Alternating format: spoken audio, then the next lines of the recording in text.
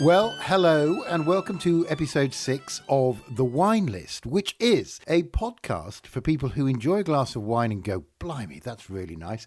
Goodness me, I wonder how that was made. I'm sure it's grapes and soil and you've got to put it in a bottle and stuff, but it must be more complicated than that. And do you know what? It absolutely is. And to help me through the minefield that is viticulture and vinification is my old friend, Mr. Richard Lane. Richard, good evening. Good evening, Oliver. Episode 6, as you've alluded to quite correctly, we're going into the classroom a bit, although the usual caveat applies. This is not a formal wine course. This is a friendly chat about wine with my mate, hopefully educating him, helping him through the wine list. But we are having a little peep into the vineyard and into the winery in this episode, partly because it's important and quite interesting, very interesting actually, of course, but also more importantly, in the next step, we are going to have a bit of a 4-wine focus on tasting, getting into what tasting is in a bit more detail than we have been doing up until now. We've been kind of cruising a bit, but in order to get us to that point, I think it's important that Ol knows a little bit more about how grapes are grown and how wine is made. And the funny thing is, when you mentioned this, you said, I hope it's not going to be too much of a lecture and a bit boring. And the opposite has turned out to be true. I didn't think it was going to be boring because you're involved, obviously. But I looked at the documentation you sent me. It is fascinating and it is complicated. It's like I wouldn't want to be a grape farmer. I wouldn't want to be a winemaker. The responsibility, the variables, the things that can go wrong. And at the end of the day, if it goes wrong, you lose money, you lose your livelihood. Terrifying. Complicated, fascinating, all these things. Oh, fantastic, brilliant.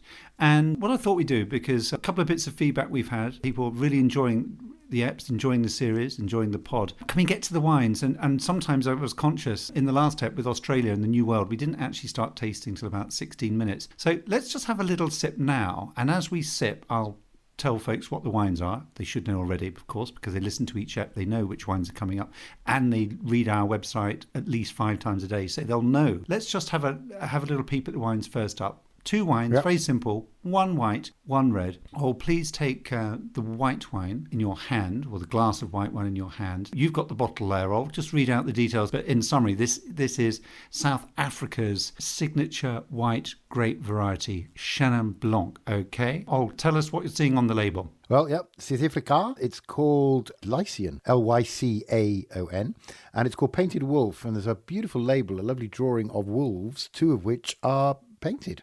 Simple as that, really. Old Vine Chenin Blanc. And you're going to explain the significance of Old Vine a bit later. It's a 2019. The label is beautiful and very simple. I've been to South Africa, and I think you have as well, Rich. Lovely place. Went wine tasting as well in their most Stellenbosch. I was driving, but my wife didn't spit. So she was very, very happy. Lovely country, lovely people, lovely wines. So let's taste it. Oh, it smells gorgeous.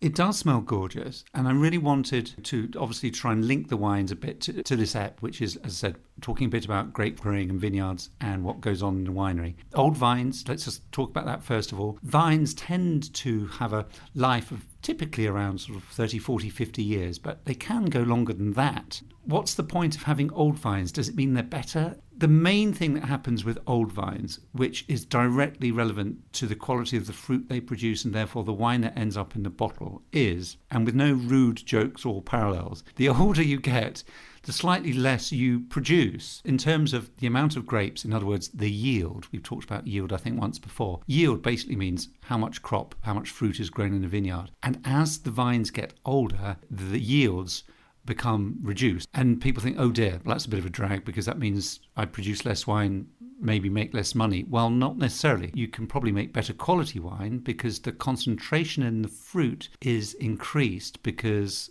basically the yields are reduced, so you can do more with the grapes that you've got effectively. If you do the kind of grape growing vineyard bit well with old vines, you can have some beautiful grapes that have wonderful flavour concentrations, particularly if the climate's favourable, the ripening happens kind of quite gently and consistently, not too quickly, as we've discussed before. So that's the case with the vines that have produced this wine. But also, in terms of the wine making, I was looking up the details of this wine. These are all Wine Society wines, remember, folks, details on the website. This particular wine, the Chenin, which a bit like last ep, is more expensive than the red. This one is around £14.50, and the Beaujolais we're about to taste is £8.25, so it's nearly twice the price. But let's forget about money for a sec. This Chenin Blanc Yes, it's come from old vines, as I've just said, but it's been fermented in the winery in oak. And quite often, and usually, fermentation, the process by which yeast consumes the sugar of the grape juice and converts it to alcohol, that usually happens in stainless steel, with options from the winemaker to put the kind of finished wine, the fermented wine, into oak if he or she wants to get smoky flavours into the wine. But quite often, particularly in South Africa, at entry level, Chenin Blanc is made in stainless steel and doesn't see any oak and is bottled early, consumed young. This wine, as I said, to repeat, old vines, hopefully complex flavours, barrel fermented, and sees oak barrels for maturation before it's bottled. We're getting complexity both from the vineyard and from the winery, so that's why I wanted to taste this wine. Let's sip the wretched thing. Oh, golly, sorry, I just did. I did as you were talking. I was taking everything in. Tell me, tell me. Really lovely, really full, complex, loads of things going on. I really like the smoothness of this as well. I had a question as well. You were talking about old vines. You can still get very good wine from old vines. In fact, the concentration of the flavour means that you've got a very good chance of. In terms of tending to an old vine, is it harder? Do they need more looking after, like an old person, despite someone like Charlie Chaplin still being able to have children in his 80s? There's a sort of trade-off. It reminds me of photography when, you've got the amount of light, you've got the aperture, and you've got the shutter speed, and you've got how quickly the object is moving. All sorts of variables and compromises you need to take in. Is there more tending to the old vines than new? No, it's a fair question, but the short answer is no. Vines are pretty tough old things. I've trampled around a few vineyards over the past few years, especially during the year that Liz and I and Topper had in France. And sometimes you look at vines, particularly in places like Languedoc, down in southern France near the Mediterranean. And I've been climbing up some quite steep vineyards there, and it's like a moonscape. You can't believe anything grows at all. Right, really. It's so dusty and crusty and crumbly and stony. There's no vegetation. There's hardly seems to be any water, but yet the vines survive. Vines are really, really tough. And actually, that's kind of part of the beauty of it, which is why I want to call this episode The Beauty of the Earth, because that gives me a cue to play my violin a bit later on. Oh, excellent. That we can't have an ep without your violin. I was going to try and call it Vinny, Vitty, Drinky. We came, we saw, we drunk. And I thought if I suggested that, you might go, very good. No. Yeah, well, correct. Well anticipated. No, The Beauty of the Earth it is. And yes, any excuse to get the old fiddle out. Fantastic.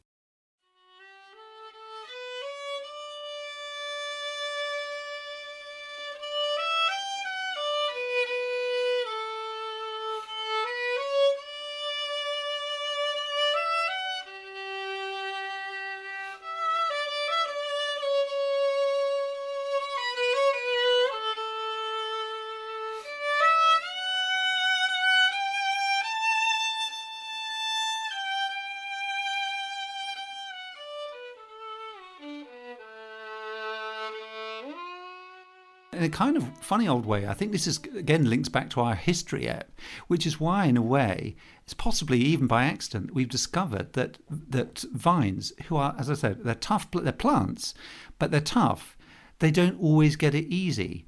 And the reason they don't get it easy is because quite often other crops, more important crops, crops that can feed you, got prime position and got the most fertile soils. Often vines were sort of important, but maybe of secondary importance, let's say, and were planted up bank a bit more on less fertile soils, where there's less water and all the rest of it. And hey, surprise, surprise, people started noticing that the quality of the fruit from these vines that were actually struggling a little bit because the soils weren't that fertile, they had to work harder to get their water and their nutrients, ended up producing better fruit. And that is so important to the story, if you like, of grape growing. Everyone thinks, wow, look at those soils, look at that climate, lots of rainfall, really fertile soils, fantastic conditions for growing grapes.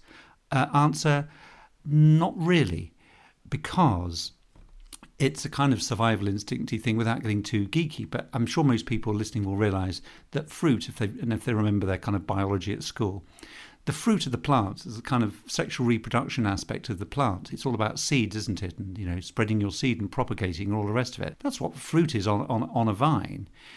And if you subject a vine to difficult conditions, even though a vine doesn't have a brain, like you and me, and lots of logical reasoning and stuff, if you stress the vine, it's going to focus its attention not on growing green stuff that helps it bind and structural stuff that helps it stay where it is, it concentrates on producing fruit.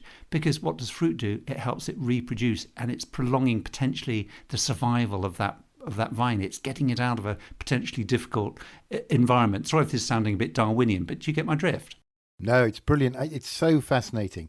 And yet another complication to the art of winemaking is that you need to sort of live on the edge, not quite the edge of survival, but you need to stress the plant a little bit to make fruit that's more tasty. It makes perfect sense. It's making itself more attractive, if you like. So it's making more juicy fruit rather than, like you say, the canopy stuff, which is the more structural stuff that keeps the vine going. Absolutely fascinating. And yet another complication to make the winemaker's life really difficult, and a lovely happenstance, sticking the vine in the less good soils, because we're using the good soils for stuff to make us eat, made us discover that. It is a lovely sort of coincidence as well. Lots of chance, lots of science, lots of haphazard stuff, all intersecting. It's called wine. That's why I love it so much. Initial sips on the Chenin. We haven't done much of a tasting note yet, other than say, it's really nice. Oh God, I'm such an oaf.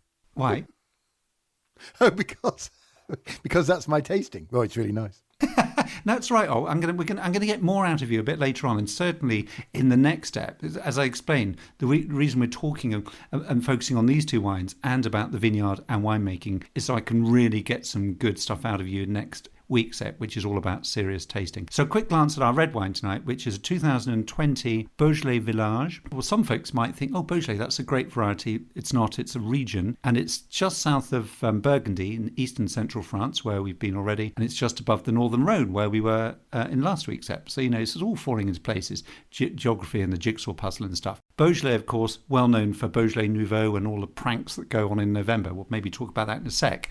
But let's not talk about theory. I just want your instant reactions on the aromas and tastes of this Beaujolais Village Wine Society 2020, £8.25 a bottle. Thank you very much. Okay, and as I spin it round in the glass, it looks lovely, mid-range red colour. It says Beaujolais Village. I might know a little bit about what that means. That presumably means it's a little bit like when we were in Côte d'Rhône. I'm assuming that it means it's one of the villages that have been specified by the appellation contrôlée as a village that creates good Beaujolais. You are such a good boy. Good, keen student. Well done, Oliver. I don't think we'll need to beat you up this week. Well, so far anyway. Great. But there's a bit of consistency going on here. Beaujolais said smallish wine region. Think of your pyramid. At the bottom of the pyramid, you've just got Beaujolais AC, Appellation Contrôlée, which is an appellation that covers the whole region. 99% of Beaujolais wine is red, and it's made from the Gamay, Gamay, the Gamay grape variety. Beaujolais covers the whole region. Beaujolais Village is the next section up on the triangle. Slightly better quality. Why is it better quality? Well, it's because the grapes come from the villages which are higher up, where the soil is, guess what, less fertile, stonier, a bit more inhospitable for the vines, who have to work a bit harder to get their bacon and eggs. And so you get better concentration and slightly better wines. And at the very top of the hierarchy, as in Côte d'Rhône with Châteauneuf-du-Pape et al. In the southern Rhône, in Beaujolais, there are 10 villages that can put their names on the label, and they're called crus, as we've come across before.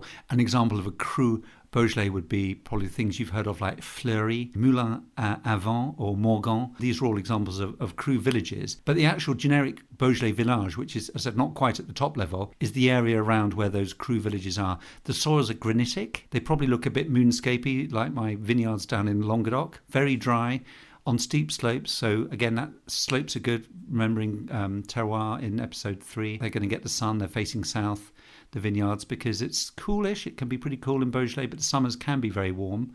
So it's not quite marginal, but it's sort of in that sort of moderate climate area. It's lovely. And I've just got this word in my head that I've got to say now, and it's caramel. Now, does that make sense? But I got a massive hit, the second sip I had, of Cadbury's caramel.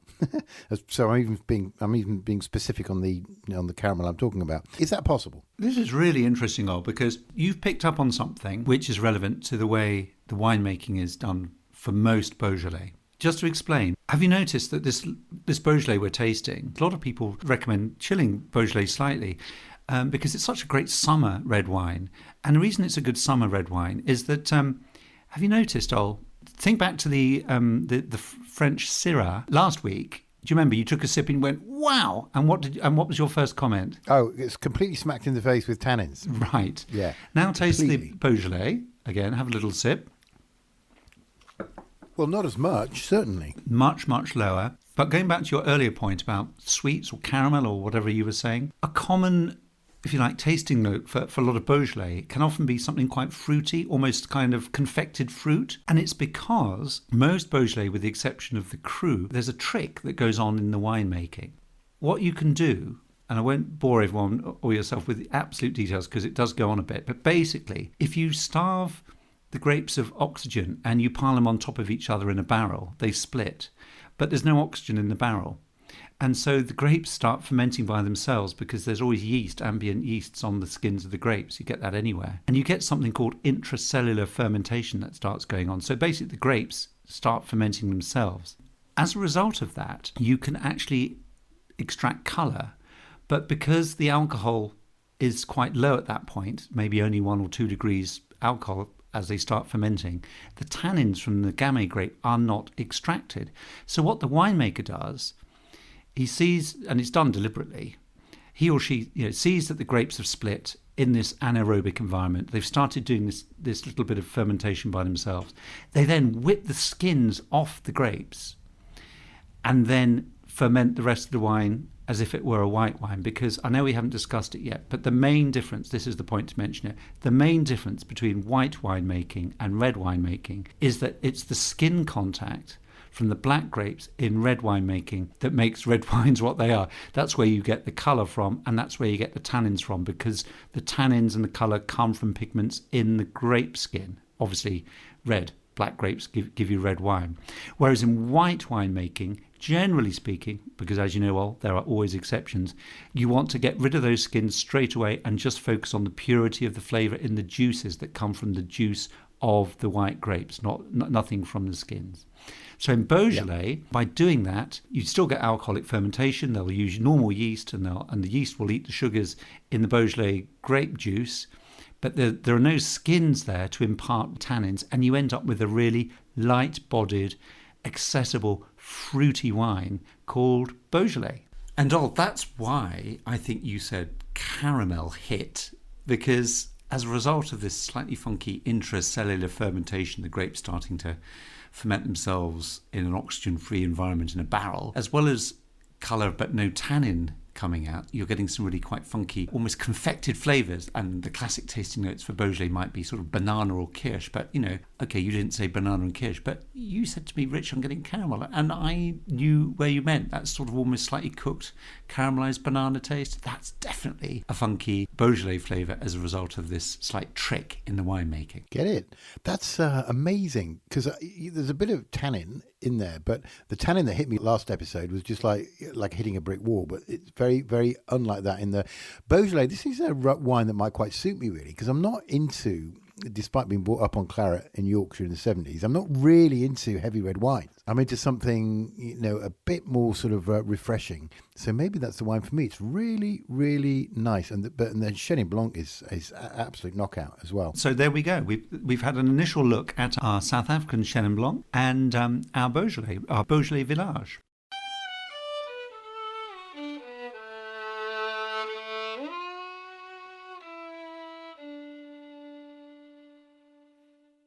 Oh, just before we go on, nearly forgot, a little bit of feedback from last week's ep, Australia. Just very quickly, news. There's news?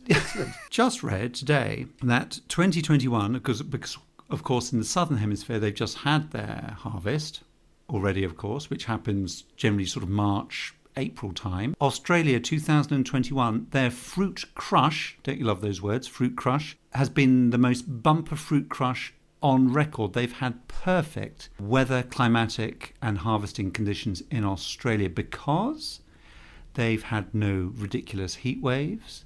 They haven't had terrible rain at the wrong period of time, but they've had enough rain to give the water table a bit of a go and the vines some access to the water that they need. So happy days Australia. Just thought I'd throw that one in. That's great. Well, good on them. Excellent. It's just like, can we have a good news story as well these days, particularly when it comes to climate? And obviously there are terrible risks happening at the moment with regard to climate change, but Australia have had a good year. Well, that's absolutely bloody marvellous. Well done them. And I guess we look forward, Richard, to the fruits of that good year in due course.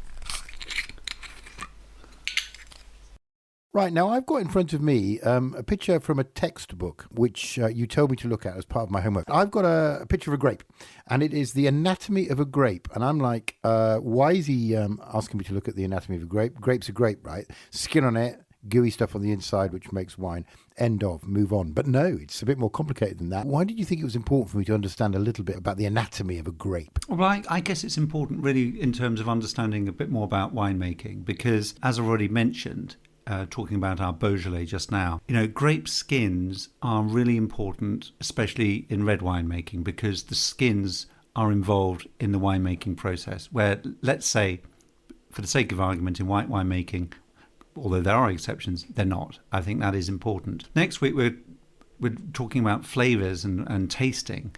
So the flavour compounds that you get in wine, they all occur because of what goes on in the skin and just under the skin, if you like, the kind of subepidermis of the skin of the grape. That's the crucial area for grape ripening. And that's why, I keep banging on about you mustn't ripen unripe grapes, disaster. So cool vintages, marginal climates, bad news. Ditto, really hot climates, ripening the grapes too quickly, also bad news, because it's all about getting this gentle warming. It's like having the grill on setting 3 rather than setting 7, which enables these quite complex chemical compounds, things like terpenes they're called, and other flavour compounds, to actually really slowly evolve in the grape, and they occur in the skin or just under the skin. Whereas tannin that we've talked about, tannin's really important in red wine, whether you kind of try and ignore the tannin, as in the cheaty type of thing we just discussed with Beaujolais, or whether you deliberately, as a winemaker, think, do you know what?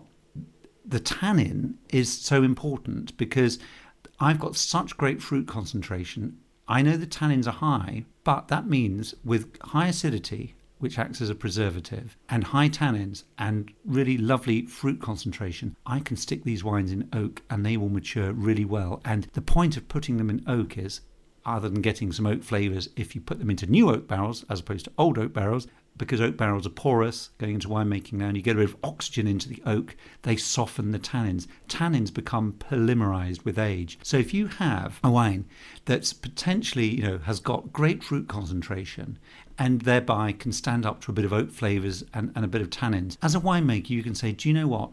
I can produce beautiful wine even if it's not going to be available on the market for a few years' time. And that's what happens a lot in Bordeaux. I made this mistake. When you and the boys came out to Bordeaux a few years ago to see me when I was out in France, I got all clever and ordered a glass of wine in Bordeaux wine bar, and it was far too young. It was just full of tannins, like your French Syrah. If I'd had a bit more knowledge then, I wouldn't have done that. I might have ordered that wine, but it would have been older, by which time the tannins would have softened in the oak barrels. And it's the tannins, of course, that actually start ripening out in the vineyard. And again, you need warm climates to kind of start ripening the tannins, because the tannins are contained in the grape skin. So again, everything starts with viticulture. Sorry if I was kind of twisting and turning a bit just then, but I'm trying to make this point that, obviously everything is interlinked. And what you do in the winery is so much related to what's gone on earlier in the vineyard, and it's just not possible to have good wine unless you have amazing grapes. And to have amazing grapes, you've got to know an awful lot about viticulture. You've got to understand your climate, you've got to understand hazards, you've got to know how to deal with problems. As you've already mentioned, it's like being a farmer. Growing grapes, it's like being a farmer. Shit happens all the time. Oh, it's much worse. It's much worse. And you've got so many more variables. Yeah. I love the way you go amazing grapes as well, like that.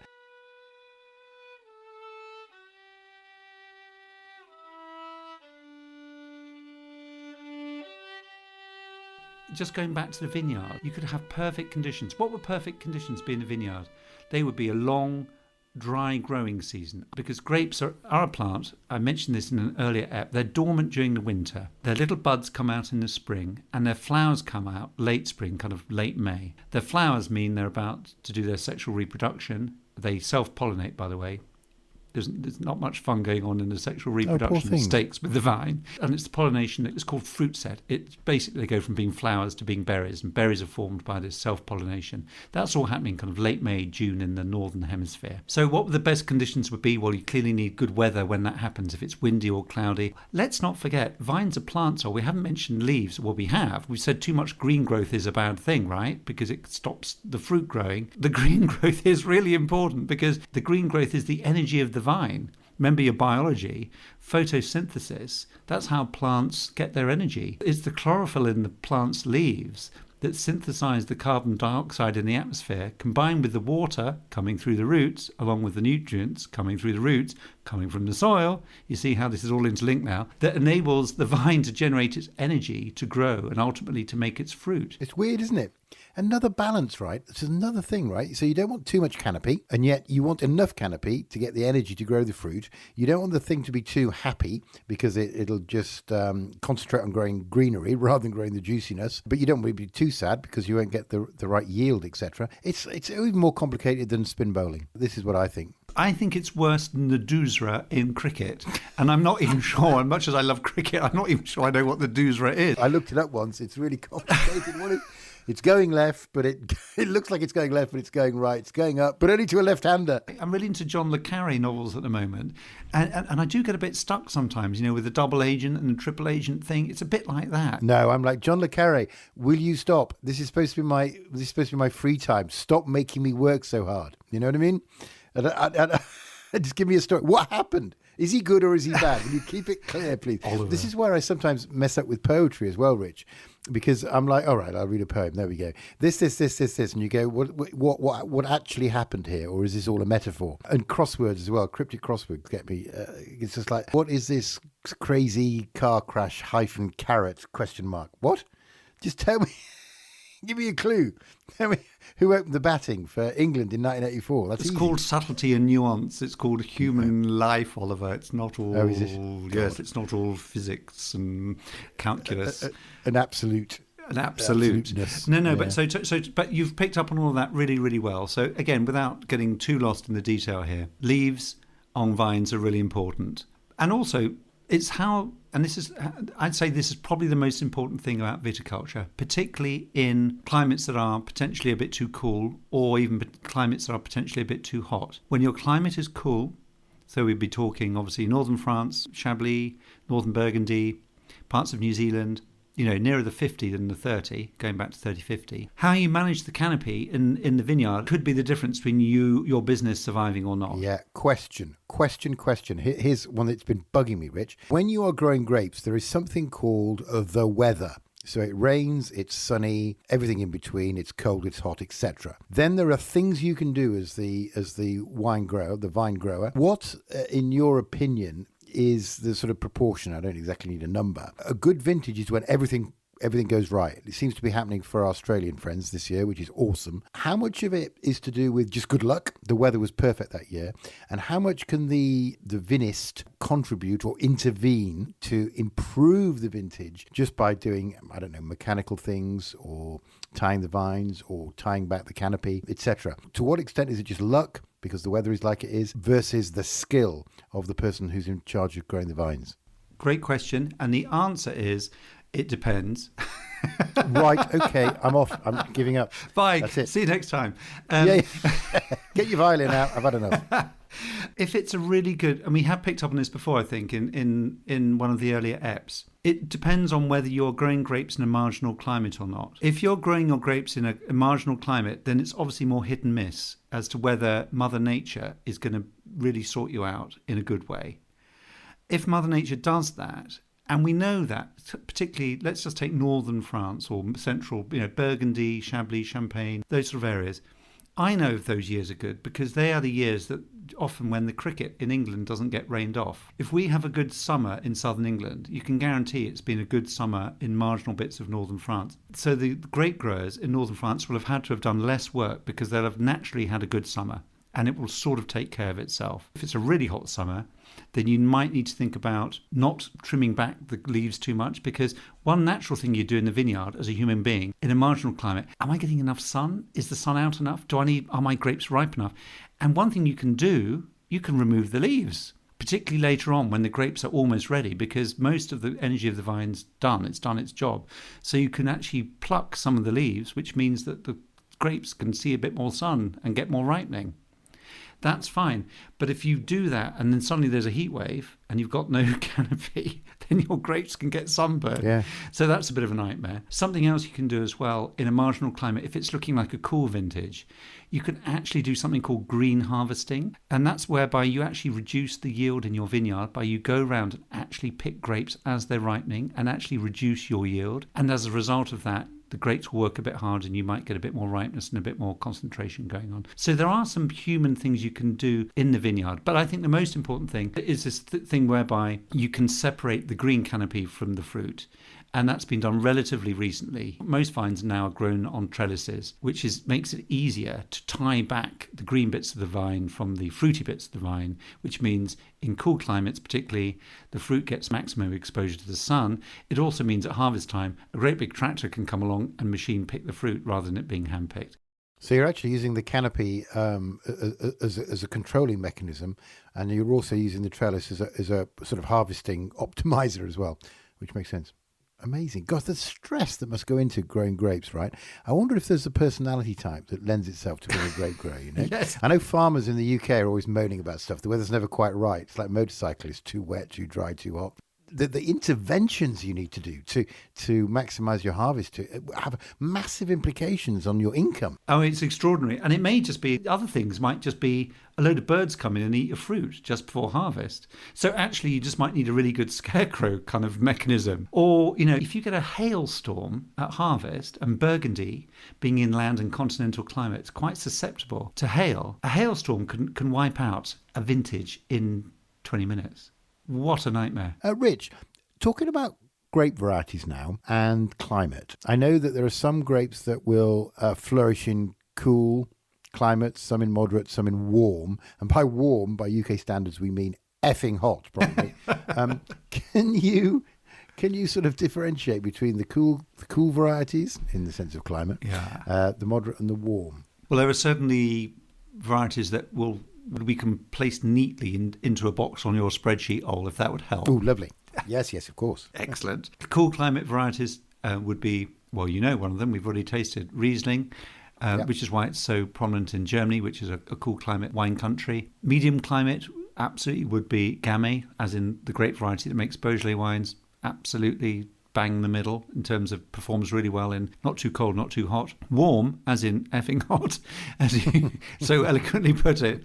Again, grape varieties that form that will certainly come into this variety. And the most obvious one, already tasted, Grenache or Garnacha, as it's called in Spain. You cannot ripen Grenache anywhere cooler than the southern Rhone, which is pretty Mediterranean. Just want to give a shout out, because you know, there are always exceptions. Chardonnay. You're going to say Chardonnay. Yes! Yeah, because I've done my homework on this, and one of the reasons I was wondering whether One of the reasons I was wondering whether Chardonnay was so popular, in that it tastes nice, but it's adaptable, isn't it? Yeah, and that's why it's such a huge, quotes, international, unquotes, grape variety, because it grows everywhere, because it can grow everywhere. You can grow Chardonnay in southern England, Chablis, obviously, as we know only too well, through warmer bits of Burgundy, going south sort of into the Côte d'Or and the Mâconnais, south of France, Australia, Chile, Argentina. Chardonnay grows everywhere. California, sorry Americans, we will get to America at some point in this series. Next step, actually. Yeah, Chardonnay has so many different faces because it's so versatile, it's so resilient. It can adapt to a cool climate, a moderate climate, and a warm climate. And as a result, its taste profile changes. In a cool climate like Chablis, as we know, it's quite steely, it's quite reserved, high acidity, kind of green and citrus fruit. When it gets a bit more moderate on the Côte d'Or, the golden slopes of Burgundy, about 50, 100 miles south of Chablis, it's getting little bit fleshier, a bit more peachy. And when you get to places like California, really all warm sites in California, because not all California is warm, by the way. Everyone thinks California is warm. It can be very long cool. and thin. Yeah, long and thin, like and lots of fog and all sorts of stuff. But we'll get to that next week. But when you get a warm growing area for Chardonnay, it can become mango, tropical fruit, pineapple, banana. Wow. So we are talking, so Chardonnay is the great exception, I suppose, to that rule. I'm just reading through my notes as well, right? Or actually your notes that you gave me to read, and I've been doing very well this week. You say something which I just don't understand. Just going back to soil briefly, and it's really interesting to know how when you walk over a vineyard, sometimes it doesn't seem like the lush fields of France that you might imagine. You've also got something here which says clay soils leading to powerful wines. I thought, what on earth does that mean? Yeah, and again, it's maybe a bit too geeky for series 1 of the pod, but let's try and deal with it, because this is, if you like, the terroir influence of soil. We've already agreed that we can't taste soil, but we can get a terroir influence from the soil. And basically, it's all to do with the fact that, as you've already picked up, or I've already mentioned, probably more to the point, the vine needs water and nutrients, obviously, to survive. Certain soil types enable more water uptake and more nutrient uptake to the vine than others. Chalk soils are heavy and potentially more waterlogged than sandy soils. Sandy soils drain very easily, don't they? And so as a result, in a sandy soil, the vine gets less access to water and to nutrients. So in other words, some of those basic kind of trace elements like nitrogen, phosphorus, potassium, they're going to be less available to vines in a sandy soil because the nutrients come up in the water and the soils drain very quickly. But in kind of more waterlogged soil like clay, the water and therefore the nutrients hang around a bit more, so the vine has better access to them. And if a vine has better access to nitrogen, phosphorus and potassium, and a load of other elements as well, then it can do more structurally within its structure as a plant and within the fruit it produces. So things like tannins, which are part of the grape structure, as we know, are more likely to be higher for vines who are planted in soils where the potential for uptake of elements and water is greater. Does that make sense? Now, you might think that you went on and on then, but every word in that last essay was doing its job. I absolutely get it. It's amazing, isn't it, how the soil type, as well as the incidence of that particular piece of soil, makes such a difference. But it makes such perfect sense when you say it. It's completely logic. It's how much and how quickly nutrients can get into this plant. And what you are looking for in this plant is a slow ripening and a little bit of stress at the same time. Do you know what? I think maybe, I don't know whether we should taste the wines again, because we're moving into winemaking now, I think. Looking at the Chenin Blanc. And it also says a distinctive kumquat character with further layers of fresh fruit and vanilla give this wine a rich and rewarding texture. Not 100% what a kumquat tastes like, but the vanilla stuff really does resonate with what I felt when I tasted this wine. Lovely.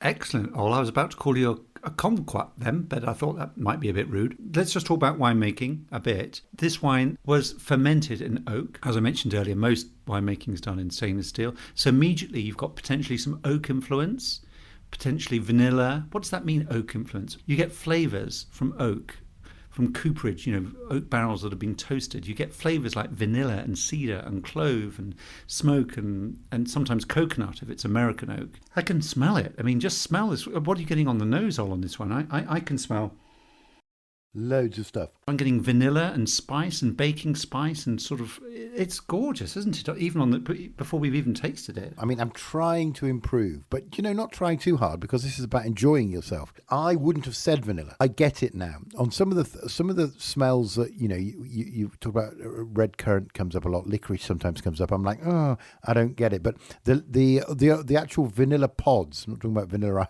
I'm not talking about Wall's vanilla ice cream. I'm talking about those vanilla pods that you put in some desserts and creme caramel, etc. I can see it. I can see it. I can smell it. It's definitely coming out. But I do have a question about these oak barrels. You talk about steel and you talk about oak, and so I go, okay, no, that makes oak. That makes sense. Steel sounds practical. Why oak specifically? And are there other types of wood, or indeed other materials, that you might want to ferment wine in? Because you'll get different flavors. It'll help the fermentation process. It seems to me like there's an infinite amount of substances you could surround wine in to ferment it. So steel and oak are the only ones you mentioned. Why is that, or there are others? Of course there are others. This is wine. Oh yes, of course. This is the most fragmented subject in the world. Oak is used because A, it's traditional, B, it's porous to oxygen. So, just from a chemistry point of view, you're allowing some oxygen, a little bit, to get into the wine.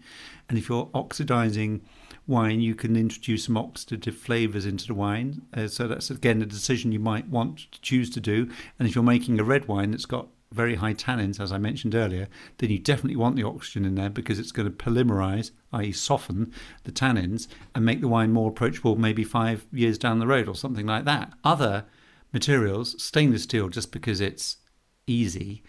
And apart from anything else, winemaking, up until, again, we covered this briefly, tiny point in our history ep. Do you remember a couple of eps ago? You said to me, what's the most important thing that's happened in the wine world? And I came out with something which I thought sounded a bit dull, but it's actually really important. Temperature-controlled winemaking. Basically, in the past 50 years, through stainless steel and through technology, winemakers can control the temperature during fermentation, because the other totally overlooked thing that happens during fermentation, which is basically sugar, as in grape juice, plus yeast equals alcohol, plus carbon dioxide, plus heat. Does that make it an exothermic reaction, Rich? I'm just remembering a bit of O-level there. I think I might be out stumped second ball for 6. I'm possibly there on that one. But yes, it sounds right. So managing heat is really important. And that's why stainless steel is so important, because with technology now, you can have temperature-controlled stainless steel fermentations. Up until that point, winemaking, fermentation was such a hazardous business. Frothy, vigorous, hectic fermentations. Heat means smelly, means off odours, means all sorts of ghastly bacterial things can go on, wine spoilage. But basically, it was such a hit and miss business making wine because of the lack of temperature control in the winery. Stainless steel has changed all that. Are you saying that that Would You Like to Taste the Wine, Sir, Madam, is something of a piece of theatre these days? Because you can pretty much be assured of the quality of the wine. Because I don't know what to do at that point. I'm English, obviously, so I don't want to complain. Under any circumstances, the guy could give me a bottle of urine. He could give me a bottle of pure, unadulterated goat's urine, and I'll go, yes. No. Yes, and you'll say, no, but no, most importantly, you'll say, thank you very much. Thank you very much for giving me some... Thank you. Is it sort of something of a pointless ritual now? Because it makes me feel a little uncomfortable. It's a bit annoying, but I suppose it's a way of covering your backside, because if the wine's under cork, there's still a chance, tiny chance now, because the whole process, everything's got so much better, hygiene standards are so much higher. The chance of having a corked wine are extremely unlikely. But if you got a corked wine and you hadn't been given the chance to test it, you'd be a bit cross. And it would be more of a faff going back to the waiter saying, I'm sorry, this wine's corked. And then Basil Fawlty would say, no, I uncorked it. It went from the bottle to the glass. So one thing, Rich, listening to all this, the nice division there is between producing grapes and then producing wine from those grapes. Love the fact that we've got a really clean demarcation. What seems to be coming through loud and clear is that one needs the other. So you can't have terrible grapes and make a beautiful wine, and you must have someone who's incredibly skilled in making wine to make the best out of a lovely crop of grapes. That's what I'm hearing here. Yeah, totally, Ol, totally. And it seems so obvious to me now, and you've picked this up really, really quickly, but I got as far as WSET diploma level thinking, I realised that viticulture was important, of course, and I've studied it to some degree, but I still had in my head that somehow there was some kind of alchemy going on in the winery that made the difference.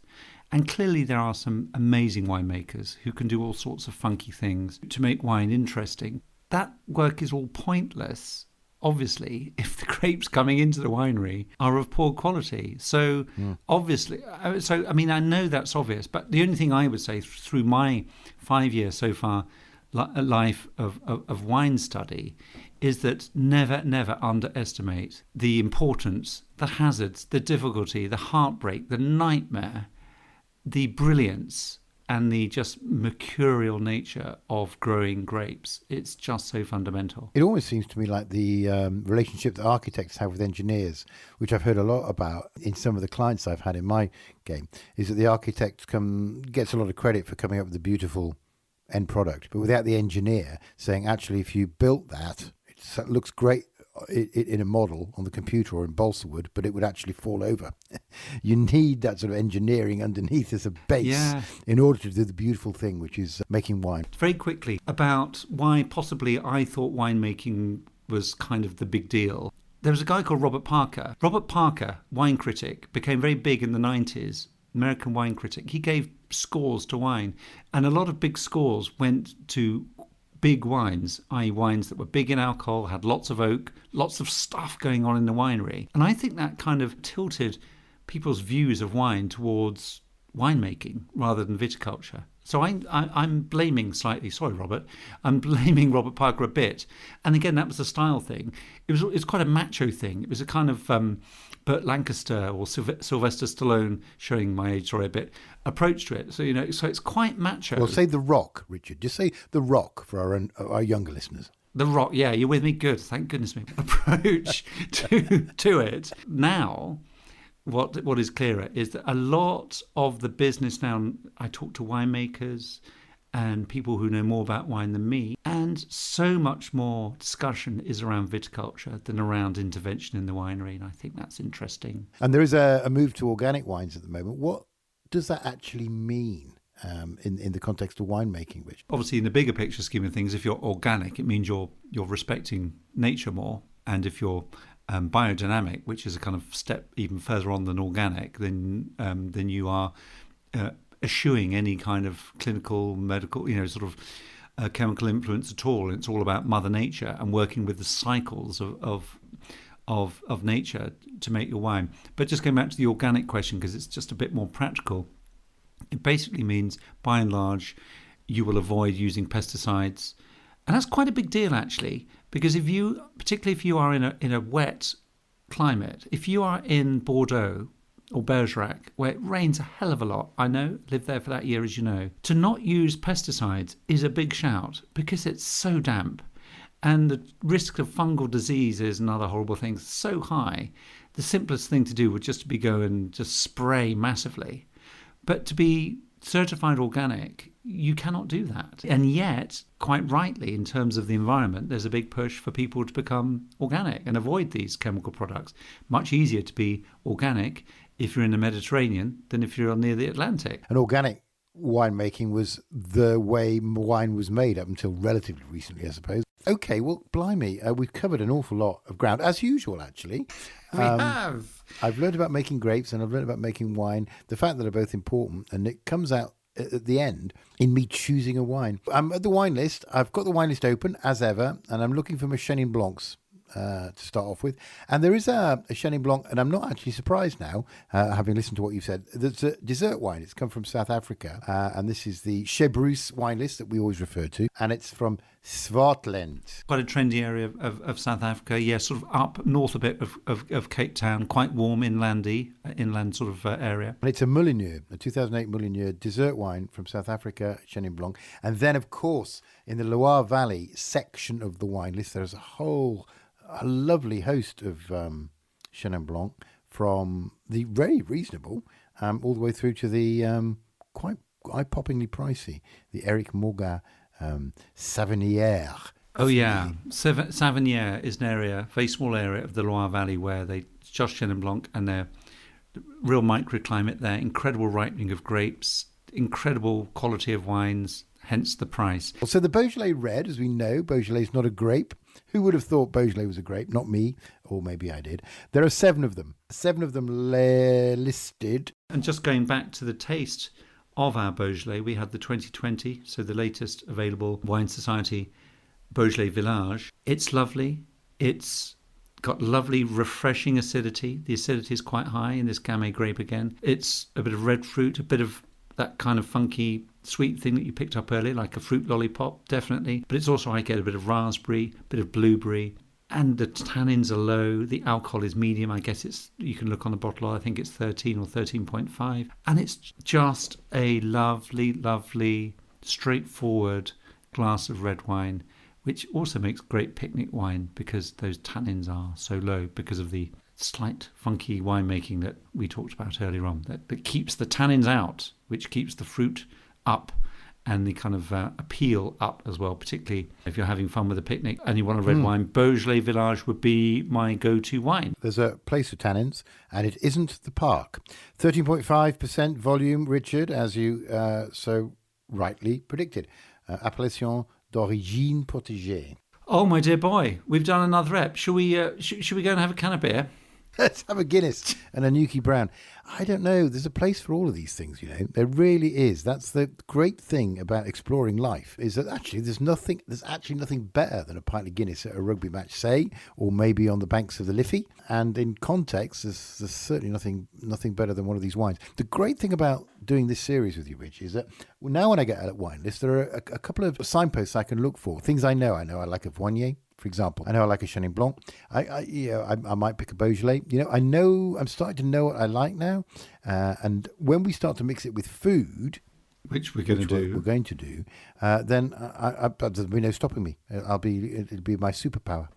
Fantastic. Well, brilliant, Ol. That was a bit of a romp through grape growing / viticulture. We must have covered, what, 2% maybe of viticulture, vinification? So much we didn't talk about. It's ridiculous, isn't it? And it's like flown by this hour. Yeah. And thank you, Wine Society, for these really two lovely, lovely wines. I will just say, Ol, you can get Chenin Blancs that taste very different to this one. They can be a bit more kind of ordinary and a bit more two-dimensional. We are tasting Old Vine Chenin Blanc, a really good quality version here that's seen some oak. It's got a lot of character. Whereas the Beaujolais, you could argue, lacks character in a way because it's simple and fruity, but is equally brilliant in a kind of different way. Worth every penny to me. Ha! What do I know? And I'll tell you what I know, a hell of a lot more than I did before I started this podcast with you. Did you just say wino? Oh, no, you said what did I... I'm almost a wino. Get your taste buds ready, in licked up and in good shape for next week. Let me just flag up the 4 wines for next week, folks. All the absolute details on the website. But we're going to be tasting a beautiful Pecorino white wine from Italy. We're going to be tasting a Torrontés from Argentina, which possibly is made at a latitude lower than 30 degrees. What? We are going to be tasting a Santa Barbara Pinot Noir from California. Hello. So all your homework for next week is to watch the movie Sideways for the 43rd time. Love that film. And we're going to be tasting a 2016 Rioja Reserva. Oh, wow, that's going to be delicious. And winemaking and viticulture is going to be a strong element of all 4 of these wines. Hence, that's why we've done such a big focus this week. Oh, I can't wait. Back to you, mate, and take it away. Well, thank you, Rich. So it's all about wine tasting next week. And I think it's perfect timing because my confidence is building with every session we do here. I've got the confidence to say, hang on, that tastes like grapefruit, or hang on, that tastes like an omelette, or hang on, that tastes like beef bourguignon, or hang on, that tastes like a vindaloo. You're so kind in that you never say that anything is a ridiculous thing. You just sort of say what's in your head is valid. Just wait until next week. Because your taste buds are telling you something and you're trying to translate it into adjectives that make sense. I can't tell you how much I'm enjoying this and looking forward to next week. I've learned an awful lot. There's so much more to learn. I think I might have to do some more reading. But Rich, as always, thank you. Look forward to next time. Get the old fiddle out. Let's say goodbye for now. Goodbye.